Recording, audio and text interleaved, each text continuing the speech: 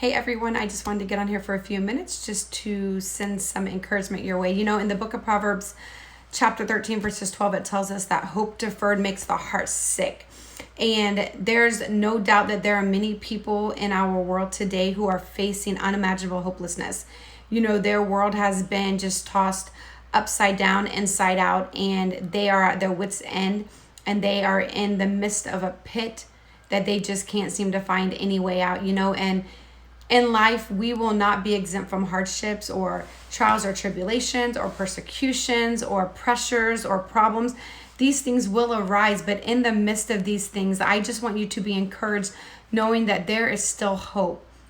In the natural, if you've ever seen an assembly line, there's usually a starting point and an ending point, and in between there is a bunch of machinery, some materials, some products, and some people. And the whole purpose is to basically take that thing that is basically nothing at the beginning, and by the time it gets to the end of the assembly line, it has created a product or material that can be sold or used or what have you.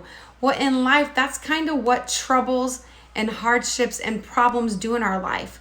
In the book of Romans chapter 5, Paul basically is telling us what I like to call the assembly line of hope. And this is what we have in the midst of our troubles. It says in verse 3, we also exult in our tribulation, knowing that tribulation brings about perseverance, and perseverance proven character, and proven character hope. And hope does not disappoint, because the love of God has been poured out in our hearts through the Holy Spirit who was given to us. We will not be exempt from problems in this life. The Bible tells us that we are pressed but not crushed. We are persecuted but not abandoned. We are struck down but not destroyed.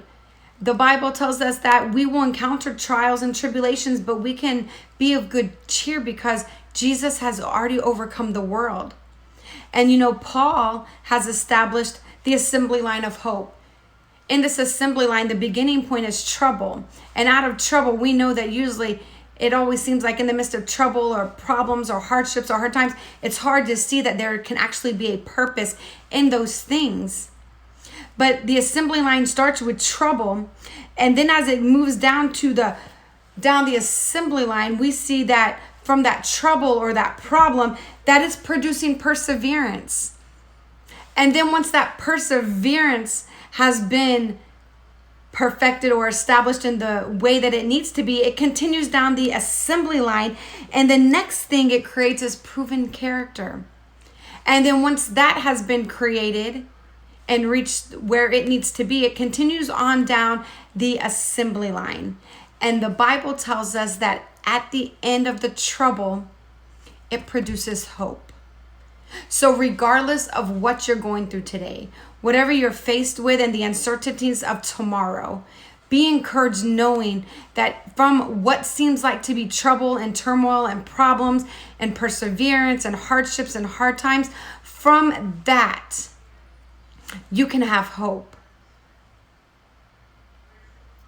The trouble produces perseverance. That problem produces perseverance. That perseverance produces proven character, and that proven character produces hope. And that hope does not disappoint, my friends. Be encouraged tonight.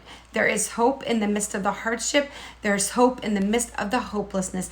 God is with you. He is for you. He's watching over you.